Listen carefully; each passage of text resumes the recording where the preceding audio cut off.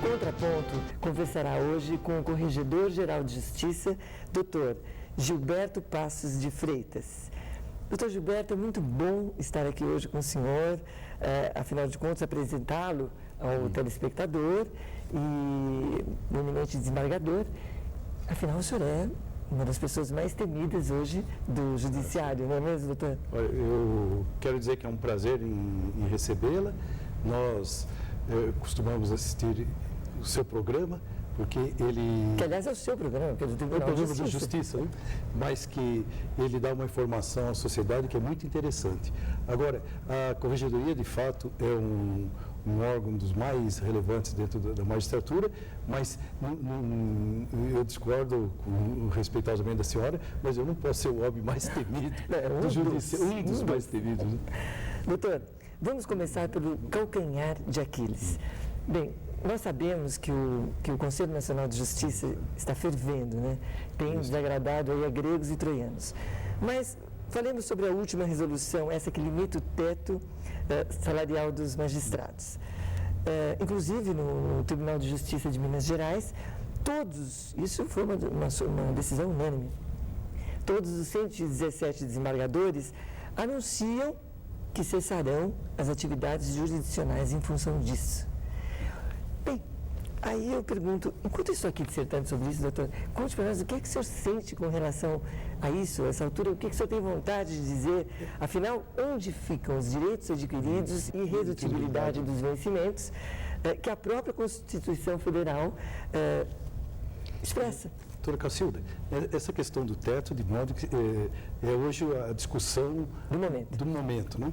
Agora, com relação à greve que os colegas de Minas Gerais estão fazendo, eu tenho uma posição que nós vamos prejudicar a sociedade, de modo que eu, respeitosamente, não concordo com essa greve. Sim. Poderíamos tomar outras medidas, mas é uma questão pessoal. Sim. Agora, com relação a esses direitos, o direito adquirido e a redutibilidade de vencimentos, são 5 votos que reconhecem esses direitos. O ministro Pertence, Marco Aurélio, Celso de Mello, que estão defendendo essa posição, e eu, por mais que eu estude, respeitosamente, eu não entendo como reduzir o vencimento. Nós temos notícias que em alguns estados havia um excesso de pagamentos que poderiam ser disciplinados. Que é bem diferente. Mas não no caso dos direitos adquiridos e da redutibilidade de vencimento. Eram outras vantagens que poderiam ser afastadas. Mas não é o caso aqui do Estado de São Paulo. Tá certo. Doutor, mas confesse, corregedor, quando o senhor vê um amigo seu, o senhor que é do 5º, então um colega seu do 5º também, quando vota a favor da redução dos salários dos magistrados, o que o senhor tem vontade de fazer com ele disso? Eu sempre respeitei o voto de todos os colegas, às vezes discordando, e às vezes eu ficava vencido ou não, mas alguma coisa, às vezes, se ele tiver bastante liberdade, eu ainda falaria com ele. Né? Falaria, doutor?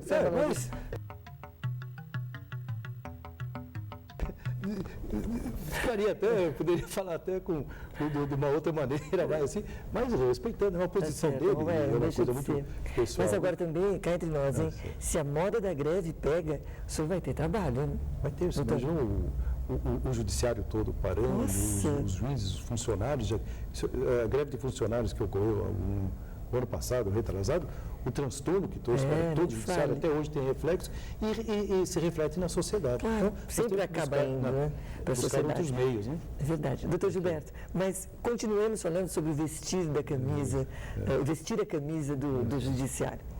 No Mato Grosso do Sul, os juízes de execuções penais das 11 cidades onde há presídios já anunciaram que nenhum preso condenado por crime hediondo receberá o benefício da progressão da pena. Eu gostaria que o senhor explicasse para o telespectador rapidamente o que vem a ser o benefício da progressão da pena e se o senhor concorda com isso. Eu, pessoalmente, eu discordo. Eu acho que deve haver a progressão, porque nós temos notícias, desde que foi criada a lei dos crimes hediondos e que não permitiu a progressão, os presos que eram condenados, sabendo que não poderiam progredir para um regime mais benéfico para eles criavam problemas disciplinares. Sim. Porque eles sabem, eu vou ficar aqui, eu vou ficar preso sem nenhum benefício durante toda a minha pena, se eu for bem comportado ou mal comportado, fica na mesma. De modo que eu acho que a progressão é saudável, porque daí obriga o preso a um comportamento, a se aprimorar. Então, é a ideia que eu tenho. Agora, com relação aos crimes hediondos, o que deveria haver é uma elevação da pena, ou outras medidas, mas não coibir desde logo. É como a questão que o crime hediondo proíbe a liberdade provisória. Sim. Então, não há possibilidade de conceder liberdade provisória. Às vezes, nós vemos casos em que é necessária ou melhor, se justifica a liberdade provisória, apesar de ser um crime hediondo. A senhora vê no caso de um homicídio que é qualificado pelo motivo fútil. Essa futilidade é uma coisa muito subjetiva. Questão subjetiva. Que aí poderia haver aplicação da progressão da liberdade provisória. Então, isso aí depende do caso concreto. Do caso concreto. Assim. Agora, o que deveria, com relação aos crimes hediondos, era uma previsão de uma pena maior, para aqueles uma casos, progressão, mas não coibir desde logo a progressão. Então, e aí eu fico pensando, né? Como é que nós vamos explicar à sociedade aquele indivíduo que mata um transeunte, por exemplo, para roubar um relógio, aí acaba se tratando de um latrocínio, onde ele deveria cumprir uma pena de 20 anos de reclusão, ou seja, ficar 20 anos numa prisão, mas na verdade, com essa nova lei, digamos assim, ele 3 anos e 4 meses depois já estaria no regime semiaberto. O que deveria é a lei prever que ele deveria, para progredir, ter uma etapa maior no cumprimento da pena. Dá medo, né, desembargador? Dá medo. Hoje, com essa criminalidade violenta, leva a isso. Mas nós precisamos, doutora Castilho, eu vou dar só 2 exemplos. Nós julgamos há pouco tempo, um caso que eu participei, então um cidadão foi preso com 1 tonelada de maconha. Sim. Então, crime hediondo, não cabia liberdade provisória, evidente. E, no mesmo dia, no mesmo pedido de liberdade provisória, um rapaz que estava com 7 cigarros de maconha. Nossa. Então, deveria... Há uma desproporção aí na própria, é verdade. Porque às vezes leva a alguma injustiça.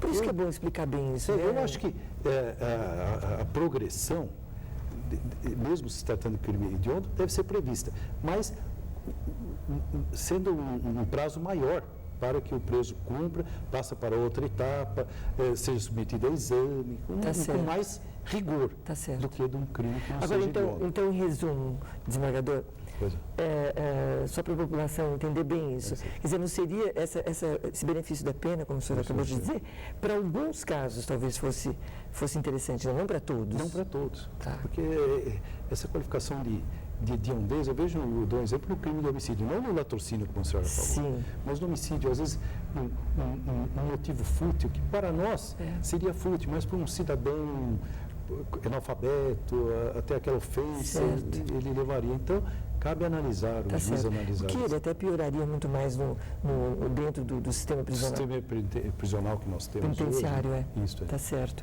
Bem, falemos um pouco sobre o Tribunal do Júri.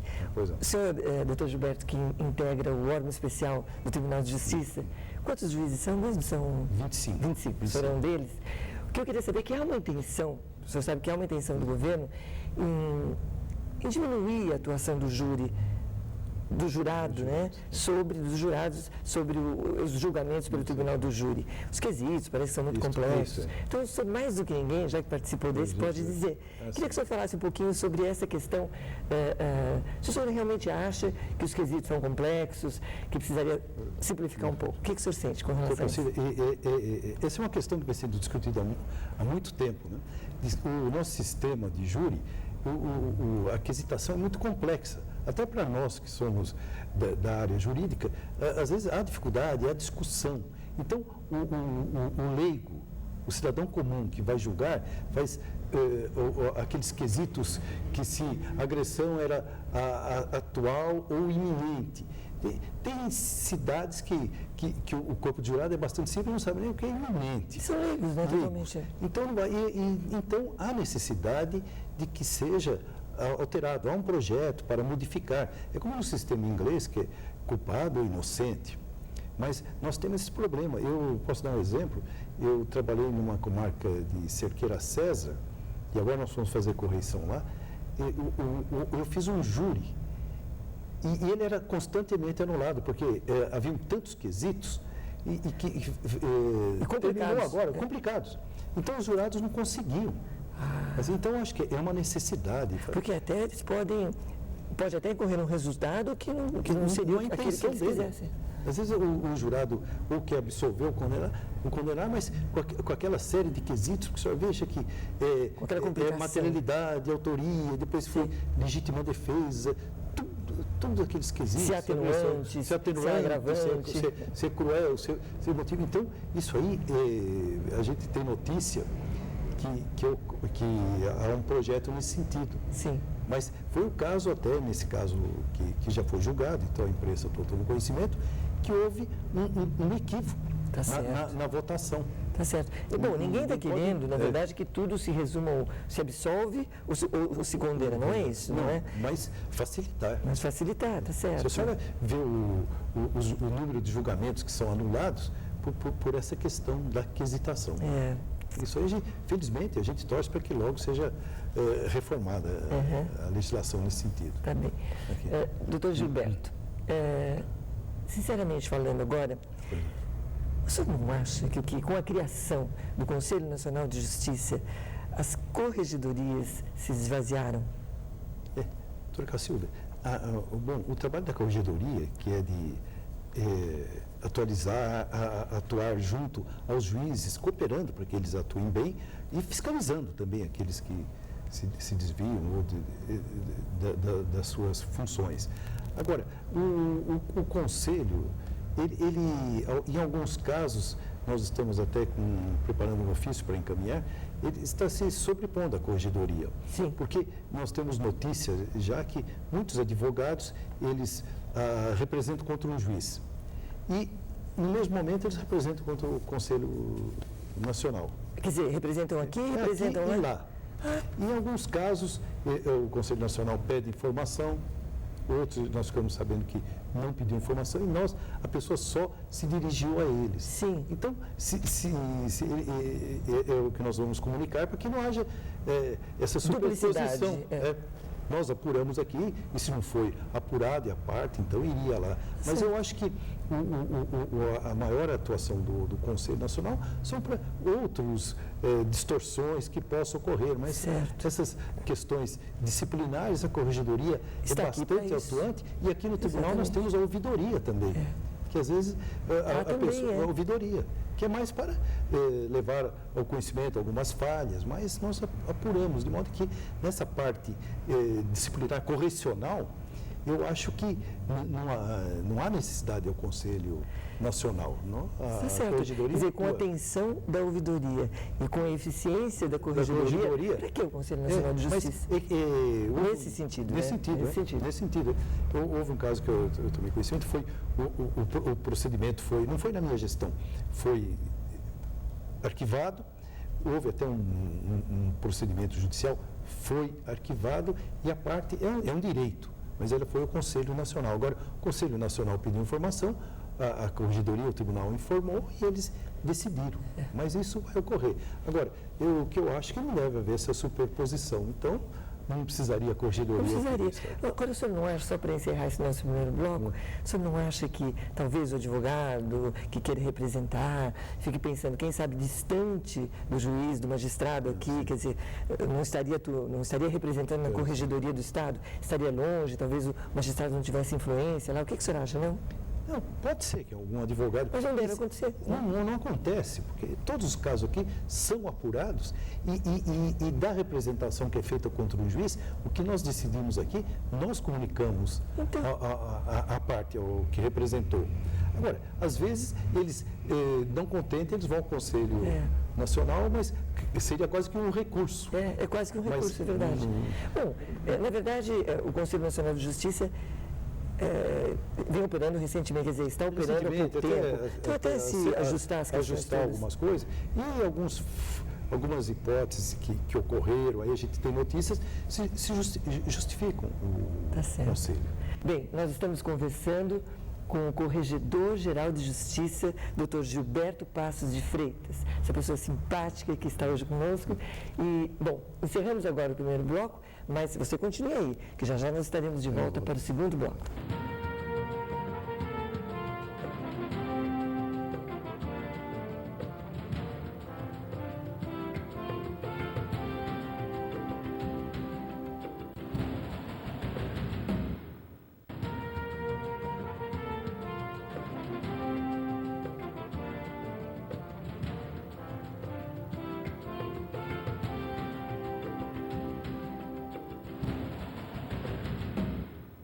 Bom, de volta, agora o nosso segundo bloco, nessa conversa deliciosa com o Corregedor-Geral de Justiça do Estado de São Paulo, Dr. Gilberto Passos de Freitas. Bom, nesse segundo bloco, Dr. Gilberto, nós vamos dar uma relaxada, uma descontraída. Sim.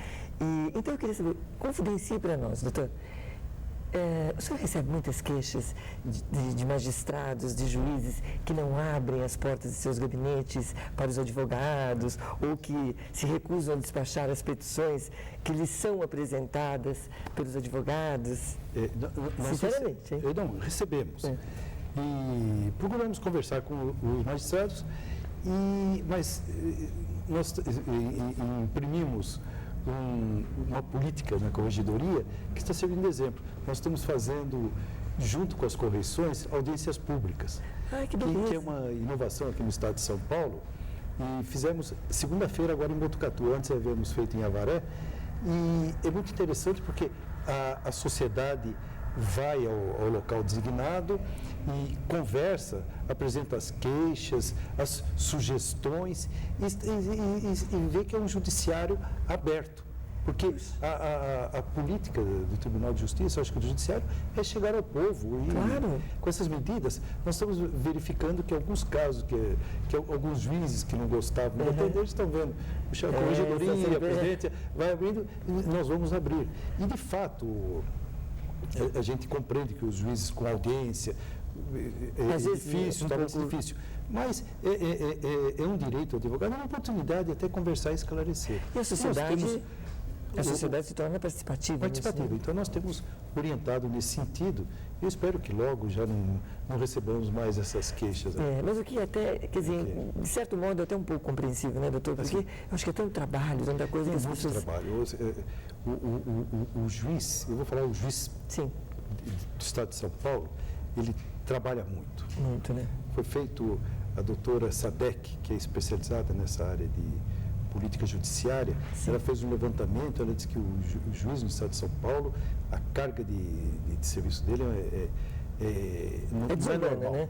Nós temos conversado... Então, a gente vê audiência, vê sacrificados, juízes trabalhando sábado, domingo. O senhor trabalha, né, doutor? Demais. O senhor trabalha. Então, mas conta para nós, agora de verdade, qual é a maior queixa que o senhor recebe?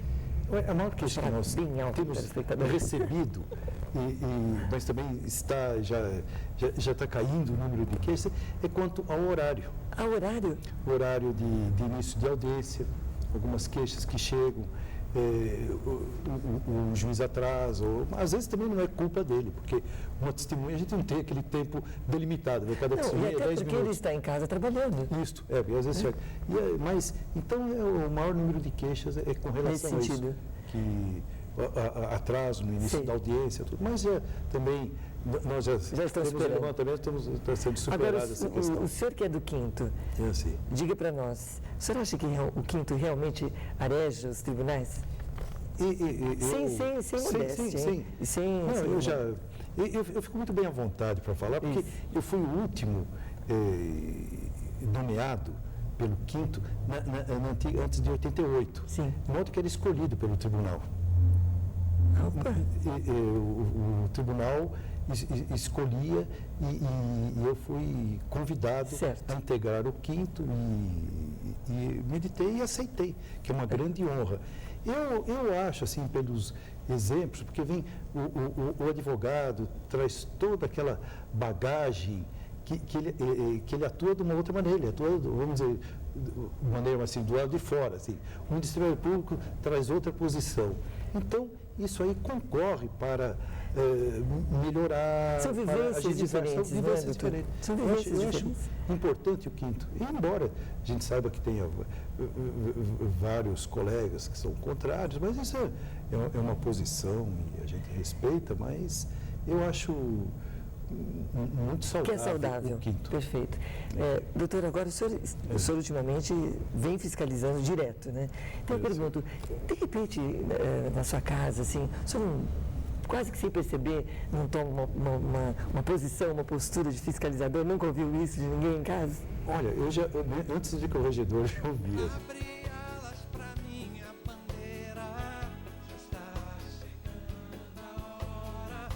Já era fiscalizador. Ou da mulher fala assim, olha, você não está no tribunal. Assim, você já estava fiscalizando. Alguma coisa assim, mas eu acho que não mudou muito, a gente vai... O senhor adota a máxima de São Tomé, ela veio para querer.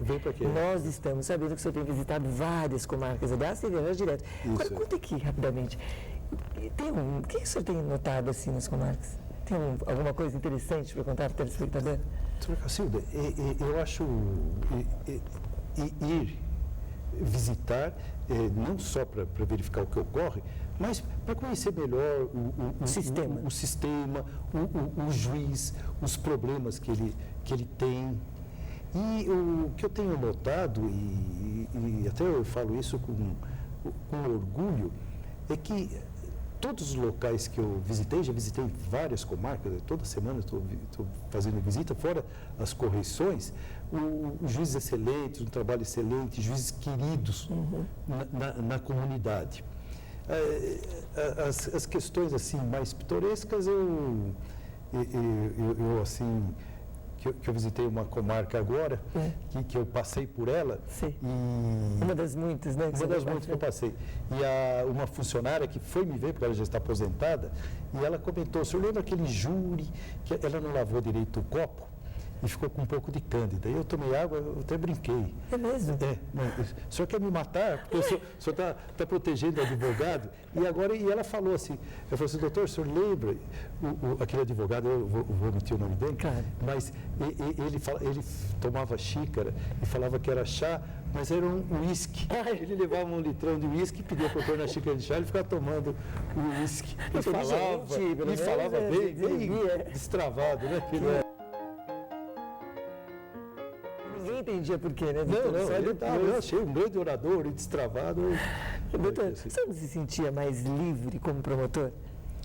Doutor Cacilda, eu confesso à senhora que quando eu fui nomeado pelo quinto, eu sempre procurei exercer a promotoria com bastante rigor, com seriedade e tal, de modo que eu não senti uma mudança. Não sentiu? Você continuou com a mesma postura, né? Com a mesma postura, eu sempre brinco. Eu troquei o parecer por decido. 6 primeiros.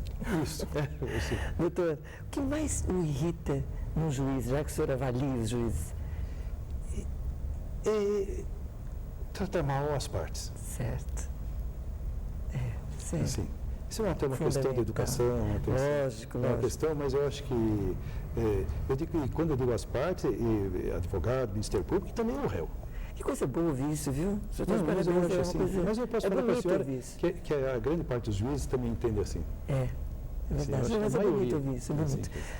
Bom, eu até... seguindo esse mesmo princípio, nós já descobrimos que o senhor tem um cachorro, Zorro. Tem. Então, esse aqui é a inspiração dele?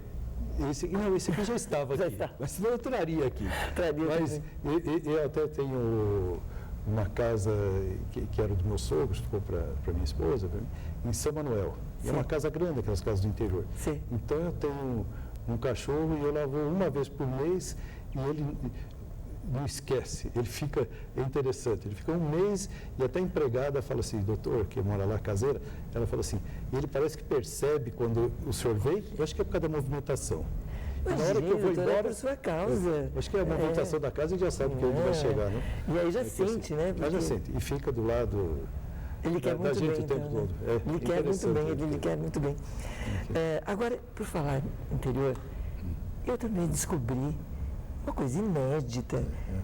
Não, eu até vou parar um pouquinho aqui, porque realmente eu não acreditei quando eu descobri.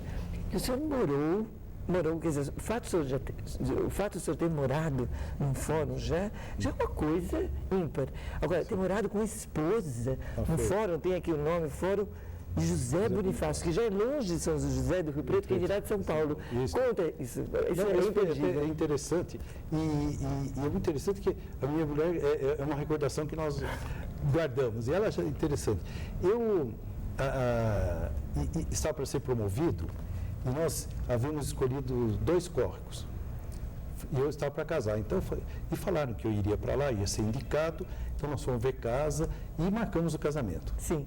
E já vamos fazer convite, aquela coisa assim. Aquela ilusão toda, né? Quando eu abri o diário oficial, eu não fui promovido, fui nomeado outro, era o governador que nomeava, e a lista tríplice. Nomeou outro. Mas não adiou o casamento. Não, eu falei para a minha mulher, eu não vou adiar o casamento, já tem, e marcamos, a gente mora em hotel. Então nós fomos para Rio Preto, mas era longe, eu tinha aquela dificuldade, e a cidade de José Bonifácio não tinha. Então eu fiquei sabendo que um promotor morou na sala secreta. Eu não posso acreditar. Então, eu falei com a minha mulher, falei assim, Vera, vamos morar aqui? Eu comprei um sofá-cama.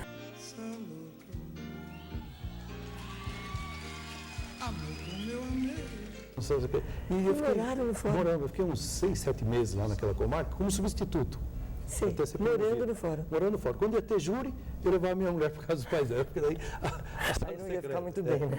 E eu vou contar uma para a senhora, que eu vou contar o milagre e não contar o santos. Eu morava no fórum e minha mulher usava a geladeira que era da dispensa ali do fórum. Sim. Então um dia ela comprou uns doces, pôs lá. E os doces sumiram. Simplesmente sumiram? Sumiram lá. Então passou, eu falei, algum funcionário pegou, porque os funcionários usavam, né? Depois passaram muitos anos, eu estou em São Paulo, um promotor. Até então não havia descoberto? Não descoberto. E ele era escrevente lá. Sim, na ocasião. Na ocasião. E hoje é um promotor com um grande destaque, um brilhante promotor, por sinal. Sim. Nossa, eu já estou curiosa. Eu sei que você vai ter.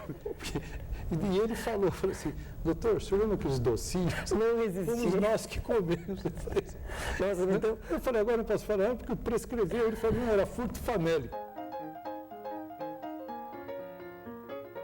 Furto famélico. Nossa. Assim, é ótimo. Eu uma pessoa... Não resistir aos doces. Não resistir aos doces. Eu encontrei com ele e minha mulher e falou, este que furtou seus doces aí. Mas o senhor também, como São Paulino, não pode se queixar, deve ter entendido tudo, não entendeu? Não, eu sou corintiano. Então, sim, estou mesmo. Bem, agora eu vou fazer uma pergunta que eu, pesquisando sobre o senhor, eu vi que o jornalista já havia feito, mas eu vou arriscar, porque aqui conversando com o senhor, eu achei assim o máximo, entendeu? E realmente estou sentindo isso, o que ele deve ter sentido na ocasião quando o entrevistou. O senhor não acha? O senhor tem uma cara ótima, assim, mas você não acha que o senhor é muito bonzinho para ser corregedor, doutor? Como a senhora falou, já comentaram isso aí, mas nós temos que obedecer à lei e fiscalizar, punir quem merece e não punir. E eu sempre lembro aquela máxima do Che Guevara, que há que endurecer, pero sem perder a ternura jamais. Puxa. Então a gente procura atuar, mas com rigor e firmeza. Mas doutor Gilberto Passos de Freitas, há uma outra máxima que diz assim, palos com gusto não doem, ou seja, tapas com gosto, com carinho não dói. Então você pode ser um pouco malvado também, pode ser malvado. Não, e nós temos